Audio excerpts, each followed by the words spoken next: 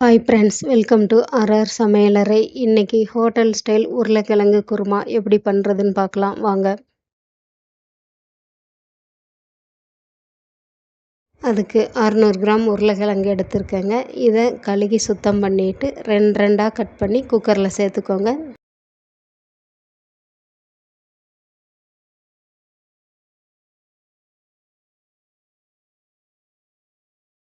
கிழங்கு மூழ்கிற அளவு தண்ணி சேர்த்துட்டு குக்கர் மூடி போட்டு ஸ்டவ் ஆன் பண்ணி 4 விசில் விட்டுக்கோங்க.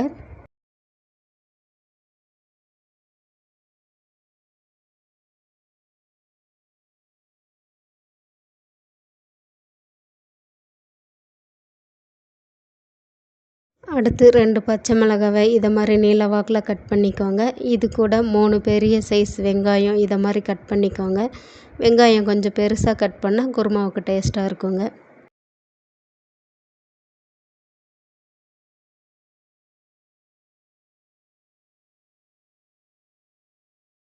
கட் பண்ண வெங்காயம் பச்சை மிளகாவை ஒரு தட்டில் எடுத்து வச்சுக்குவோம்.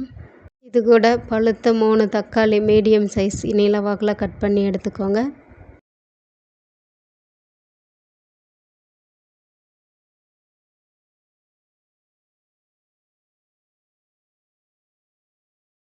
அடுத்து ஒரு மிக்ஸி ஜார் எடுத்துட்டு அதில் 1 டீஸ்பூன் சீரகம், 1 டீஸ்பூன் சோம்பு, 1 டேபிள் ஸ்பூன் பொட்டுக்கடலை, அது கூட இந்த அளவு தேங்காய் எடுத்து மெலிசாக கட் பண்ணி சேர்த்துக்கோங்க.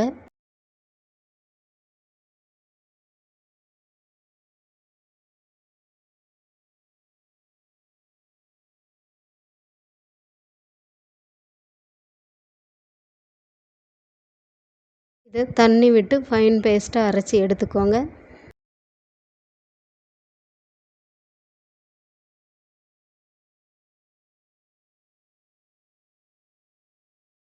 இப்போது சட்டியை வச்சுட்டு ஸ்டவ் ஆன் பண்ணிக்கலாம்.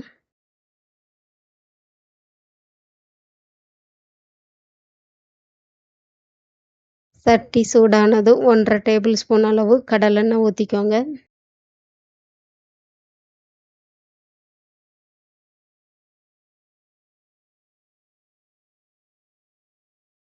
எண்ணெய் சூடாயிடுச்சுங்க. இப்போ 1 டீஸ்பூன் அளவு கடுகு உளுந்தம் பருப்பு போட்டு கிளறி விட்டுக்குவோம்.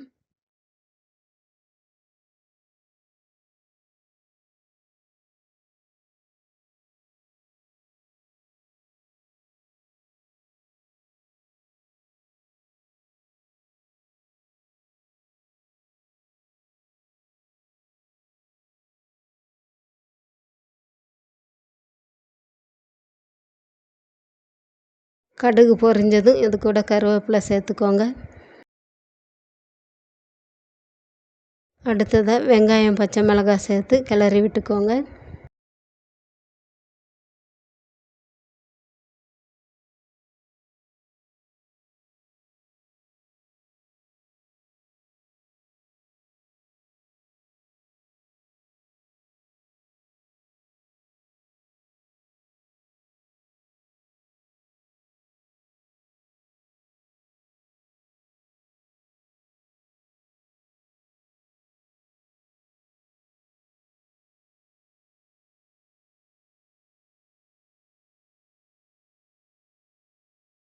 இப்போ குருமாவுக்கு தேவையான அளவு உப்பு சேர்த்துட்டு அது கூட 1/4 டீஸ்பூன் மஞ்சள்தூள் போட்டு கிளறி விட்டுக்கோங்க.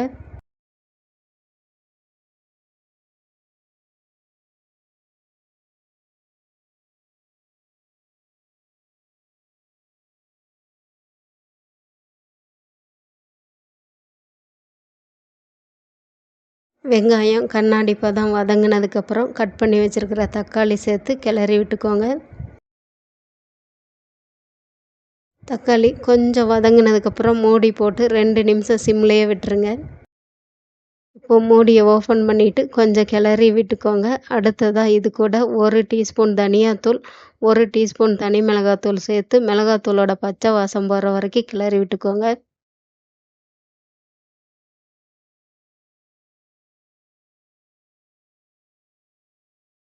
இது கூட அரைச்சி வச்சுருக்கிற தேங்காய் விழுதை போட்டு ஜாரு கழுகி தண்ணி ஊற்றிக்கோங்க.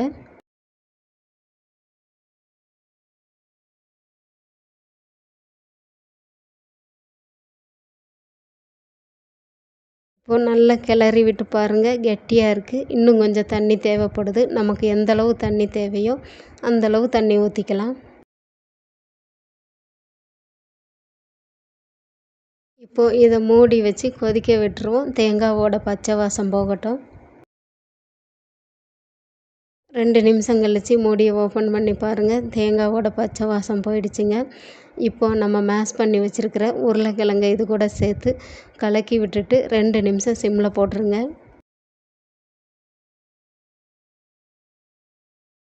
மூடியை ஓப்பன் பண்ணி பாருங்கள். எண்ணெய் பிரிஞ்சு குருமா நல்ல கமகமன்னு இருக்குது. இப்போது இது கூட நம்ம கொத்தமல்லி தழையை சேர்த்து கிளறி விட்டு இறக்கிக்கலாம்.